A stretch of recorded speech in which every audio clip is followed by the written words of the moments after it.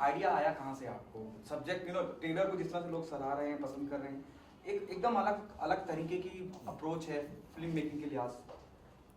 अब ये आइडिया जो है मेरे डायरेक्टर अमित रॉय, उनसे आया ये आइडिया कि अमृतसर की कहानी है। और एक्चुअली उसके बाद जब मैंने सुना पूरा कहानी, मुझे लगा कि ये तो अमृतसर नहीं, हर छोटे शहर की कहानी है। कि हर छोटे शहर में, आजकल तो बड़े शहर में भी होता है बट छोटे शहर में ज़्यादा होता है, कि प्यार करने वाले को कोई कोई इज्जत ही नहीं देता है। उनको तो मतलब उनको तो तोड़ने में लगे होते हैं।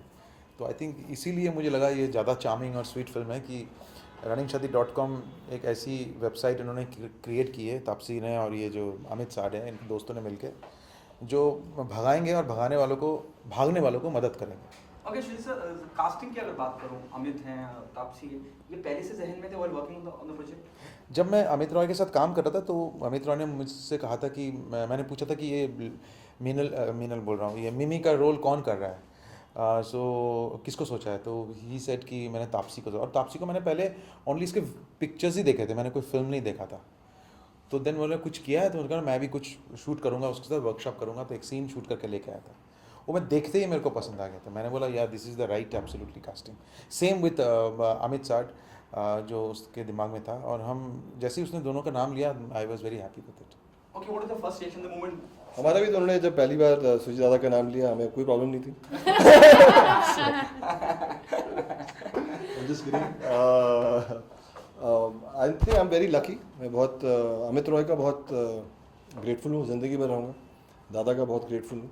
कायपोचे के बाद एक्चुअली मैं ज़्यादा लोगों को बताता नहीं, मैं आपको बताता हूँ। कायपोचे का मुझे काम नहीं मिला 3-4 महीने, मेरे पास काम ही नहीं था, कोई फिल्म नहीं थी। Amit Roy was the first director who came and जिनकी कहानी भी अच्छी थी। एंड देन तो मुझे रोल बहुत अच्छा लगा, कहानी बहुत अच्छी थी, यूनिक है, डिफरेंट है, कॉन्सेप्ट भी बहुत अच्छा है। एंड सब के पीछे एक जितने ये जो कैरेक्टर्स हैं, इंपॉर्टेंट कैरेक्टर्स इन फिल्म के, एक बहुत सरलता है इनमें और एक बहुत सच्चाई है। एंड सो मुझे लगा करनी चाहिए, एंड बहुत अच्छी फिल्म बनी है। एंड 17 को आ रही है, देखते हैं क्या होता है। I love your honesty, I respect your honesty. Thank you भाई। जिस तरह से आपकी ज़बान की अगर बात करूँ, जिस ज़बान में आपने बात करी, वो लिंगो जो पकड़ा है ना, जो लहजा आपने पकड़ा है, उस पर कितनी स्टडी करी है ना, बहुत रियल स्पेस में लगता है जिस तरह यार ये बहुत बड़ा सवाल है, और मैं बहुत इसका थोड़ा एक्चुअली मैं श्रेय लेना चाहूँगा हल्का सा। और पूरा ले यार, तो पूरा ले। मेरी मुझे याद है, मेरे दादा से भी बात हुई थी और रोनी से भी बात हुई थी और अमित भाई से भी बात हुई थी कि जनरली जब एक बिहार का कैरेक्टर करते हैं तो हम लोग ओवरबोर्ड चले जाते हैं और मजाक उड़ाने जाते हैं। And art director Amit Roy तो भी वो हम उस बात पे तो हमेशा अटल थे कि किसी का मजाक नहीं उड़ाया जाएगा, मौकरी नहीं करेंगे।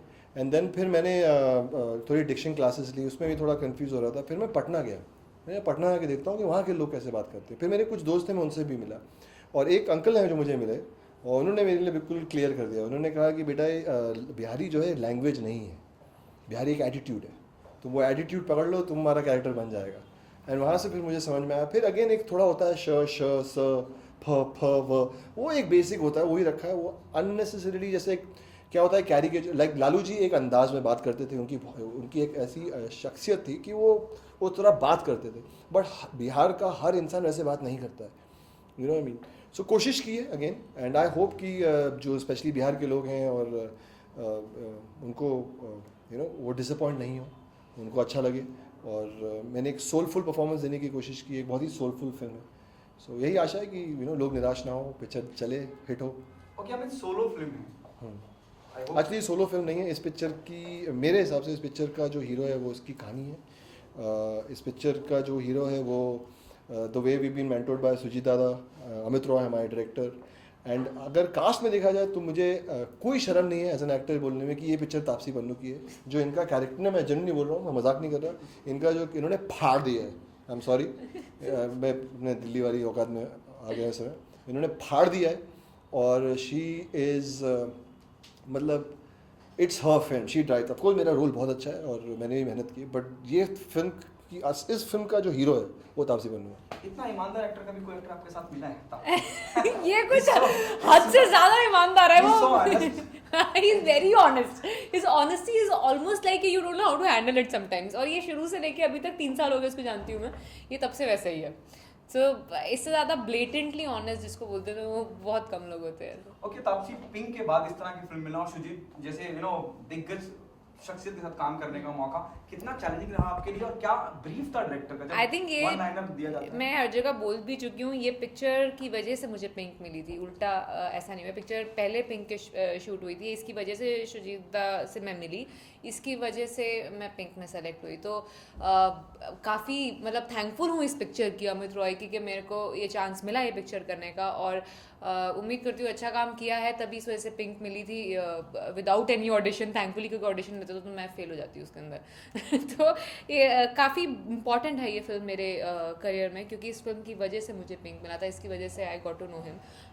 तो या मतलब it's a turning point for me. In fact as an actor also I change a lot because of running Shaadi, क्योंकि पहली बार मैं उस टाइम नई थी हिंदी के अंदर, काफ़ी 10-11 फिल्में तेलुगु तमिल में करने के बाद इंसान को पहली बार जब हिंदी में अपने आप को फेस करता है कैमरे में, थोड़ा सा अजीब लगता है। तो वो जो सारी मेरी इनिबिशन थी, जो भी हिचक थी अपनी खुद की लैंग्वेज ओन अप करने में, एज एन एक्टर मैं बदल गई थी इस पिक्चर के बाद। तो इसके बाद आपने मुझे बेबी में देखा है, इस पिक्चर के बाद आपने मुझे पिंक में देखा है, तो काफ़ी श्रेय काफ़ी चीज़ों का इस पिक्चर पे जाता है। जैसे अमित ने कहा कि पूरी कहानी आपके इर्द गिर्द है, मेरे इर्द गिर्द नहीं है, इस कॉन्सेप्ट के इर्द गिर्द है, इस लव स्टोरी के इर्द गिर्द है। बट देखिए कैरेक्टर ऐसा है कि she becomes in a way the driver of the film. जैसे कि इसके आने की वजह से काफ़ी चीज़ें उथल पुथल हो जाती है पिक्चर और के ये अंदर। राइडर भी है फिल्म की, ड्राइवर तो थी, राइडर भी है, बाइक भी इन्होंने चलाई, मुझको नहीं मिली बाइक चलाने। नहीं इस picture So, driver and the rider. मेरे लिए आसान काम था, इसके लिए काफ़ी मुश्किल था वो कैरेक्टर प्ले करना। मेरे लिए आसान अपना कैरेक्टर प्ले करना इसलिए था क्योंकि मेरे को लिया इसलिए था क्योंकि मैं निम्मी ही हूँ इन रियल लाइफ। तो इस वजह से मेरे जो काफ़ी नुआंसेस और डायलॉग्स और रिएक्शंस हैं इस पिक्चर के अंदर, वो मेरी खुद की रियल लाइफ के हैं। इस वजह से मेरे लिए काफ़ी आसान था ये रोल करना, कंपेयर टू इसको बहुत ज़्यादा हार्ड वर्क करना पड़ा इस पिक्चर के लिए, जो कि दिख भी रहा है। I hope what I'm going to ask you, take it on a very positive note. Please. हाल ही में बद्रीनाथ की दुल्हनिया, जी। वरुण धवन, आलिया भट्ट और आपकी, मैं दोनों का बहुत बड़ा fan हूं। दोनों का कंपैरिजन भी होगा यकीनन। देखिए, एक यंग फिल्म है। देखिए इस पिक्चर का जब ट्रेलर आया ऑलरेडी ये कंपैरिजन किया गया था कि ये तनु वर्ड्स नहीं ये बैंड बाजा बारात टाइप की फिल्म है। फिर एक और कंपैरिजन किया था कि हैप्पी भाग जाएगी। दोनों ही बहुत अमेजिंग फिल्म थी, मैं दोनों ही पिक्चर देखने गया था और मुझे दोनों ही पिक्चर में बहुत एंटरटेनमेंट थी। मुझे ऐसा लगता है कि जब कंपैरिजन किया जाता है तो it is a positive compliment, कि मतलब कोई इंसान आपकी चीज़ देख के उसको किसी और चीज़ का रिकॉल हो रहा है। सो ये तो बहुत वो है। अगेन क्या है कि लाइफ में रस जो है, नाट्य शास्त्र में 9 ही रस हैं, वो 13 नहीं हुए, जैसे प्लैनेट्स बढ़ते आ रहे हैं 9, 12, 15 रस उतने ही हैं। सो अब प्यार मोहब्बत ऑल ये रस नहीं बदलेंगे। अब इनका जो तरीका है बताने का, कहानी का, सींचने का, वो थोड़ा चेंज है। तो इसमें थोड़ा डिफरेंट है, कॉन्सेप्ट डिफरेंट है, थोड़ी एक्टिंग डिफरेंट है, कैरेक्टराइजेशन डिफरेंट है, दुनिया डिफरेंट है। अब ये अमृतसर और पटना की कहानी है। सो वो ऑफकोर्स डिफरेंट है, वो जो लोग देखना जाएंगे और आई होप खुशी हो। और अगेन आप जैसे आप कह रहे हैं कि वरुण बहुत अच्छा काम कर रहा है और आलिया बहुत अच्छा काम कर रही है, they both are very very talented actors. So अगर तुलना की जा रही है तो मुझे तुलना से कोई तकलीफ नहीं है।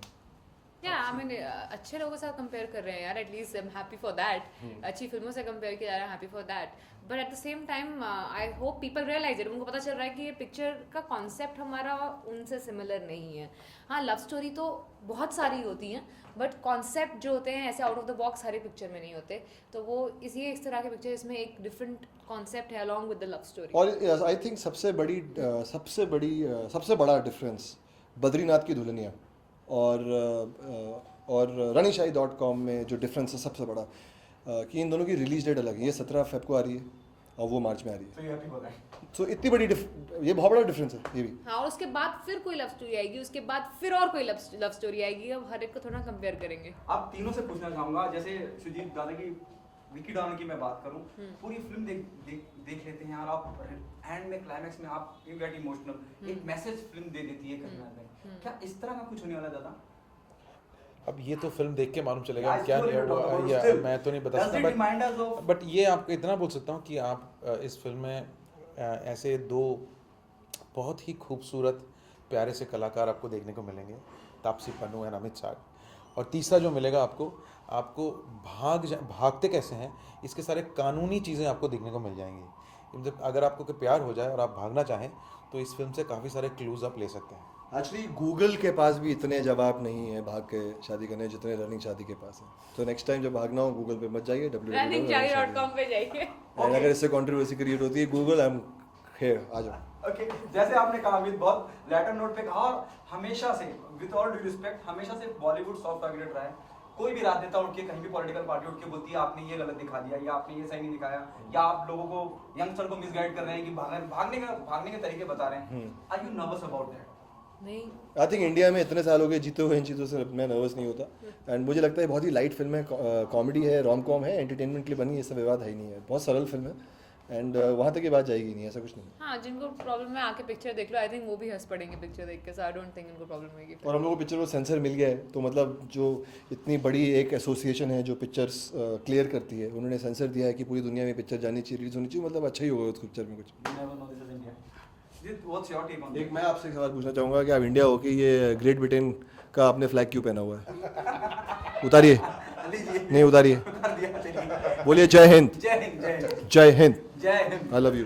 Okay I love you. Sujit Dada आप क्या कहना चाहेंगे? बहुत अमूमन ऐसा हो जाता है, आप ऐसा करना नहीं चाहते हैं. आपकी अब ये देखिए संजय लीला भंसाली जी के साथ जो हुआ, किसने स्टोरी देखी है, इसका स्क्रिप्ट पता है, कोई भी उठ के आता है और एक फिल्म मेकर से राष्ट्रीय पुरस्कार विजेता फिल्म मेकर से आके पूछता है कि आप ये सही कर रहे हैं गलत कर रहे हैं, मैन हैंडल हिम. देखिए मेरे साथ भी ऐसा हो चुका है. मद्रास कैफ़े जब निकली थी तो ऐसे काफ़ी सारे जगह है जहाँ पे फिल्म रिलीज़ नहीं होती.